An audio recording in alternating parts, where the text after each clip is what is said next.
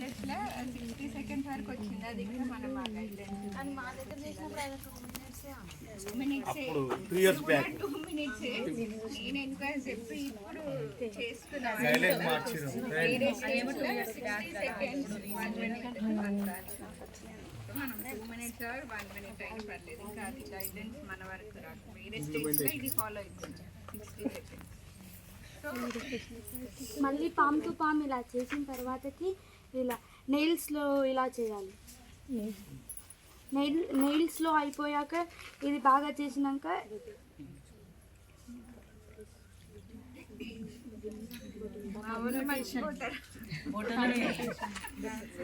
Thumb rotation చేయాలి madam. Each step 20 seconds 2 minutes చేస్తాం. Yes అంటే గుర్తుపెట్టుకోండి, సీదా అంటే పామ్ టు పామ్.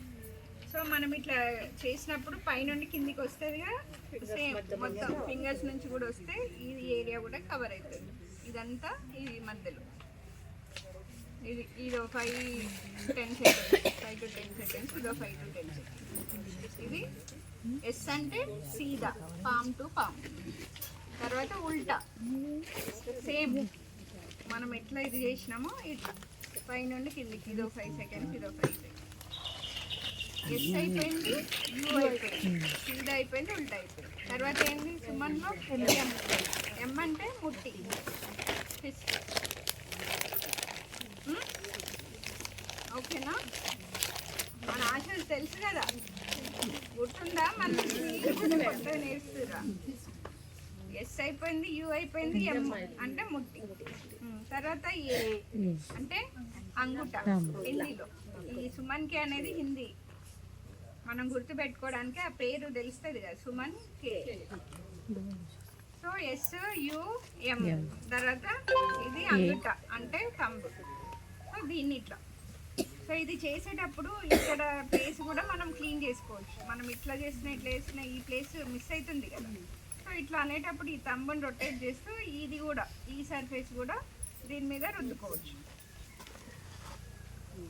ఇది అవుతుంటుంది, ఇది అవుతుంది. తర్వాత ఎన్ అంటే నాకు నెయిల్స్.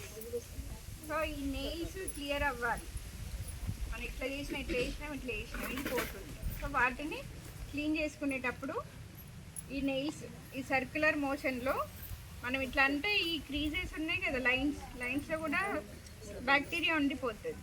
సో ఈ నెయిల్స్ క్లీన్ చేసేటప్పుడు మనం ఈ సర్క్యులర్ మోషన్లో ఈ క్రీజెస్ మీద అన్నాం అనుకోండి, ఇది క్లీన్ అవుతుంది, ఈ నెయిల్స్ క్లీన్ అవుతాయి.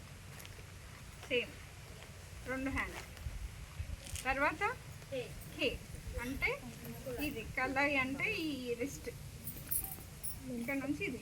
సో హ్యాండ్ మొత్తం క్లీన్ అయింది కదా. 2 minutes 6 steps, each step 20 seconds. అది మనం నేర్చుకుంటాం. 1 మినిట్కి కూడా చేసుకోవచ్చు. ఇది 5 ఇది 5 అని. అది సుమన్కి అని గుర్తుపెట్టుకోండి. మీరు మర్చిపోతున్నారు కదా డ్యాన్స్లో. ఓకే నేర్చిర్రు. ఎస్ అంటే సీదా, ఉల్టా, తర్వాత ముట్టి రిస్ట్, అంగుట, తర్వాత నెయిల్ బెల్ట్, తర్వాత రిస్ట్, ఇదంతా. సో హ్యాండ్ వాష్ చేసినాక ఎయిర్ డ్రై చేసుకోవాలి. మళ్ళీ నాప్కిన్కి లేదా టవల్కి పెట్టుకోవాలి. మళ్ళీ అందులో ఉన్న బ్యాక్టీరియా ఇది వచ్చేస్తుంది. సో ఏ ప్రొసీజర్ చేసినా మనం ఇది చేస్తాం. ఎప్పుడెప్పుడు 5 మూమెంట్స్ ఉంటాయి మీరు నేర్చుకునేది.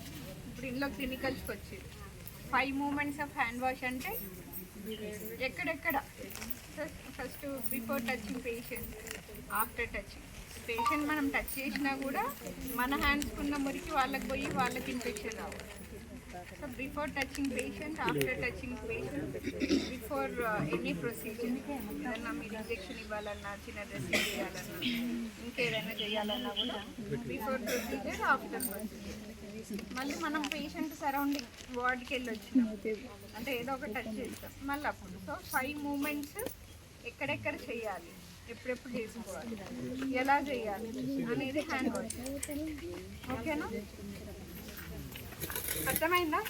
కవిత మళ్ళీ చెప్పండి మీ వల్ల పట్టండి. సో మీది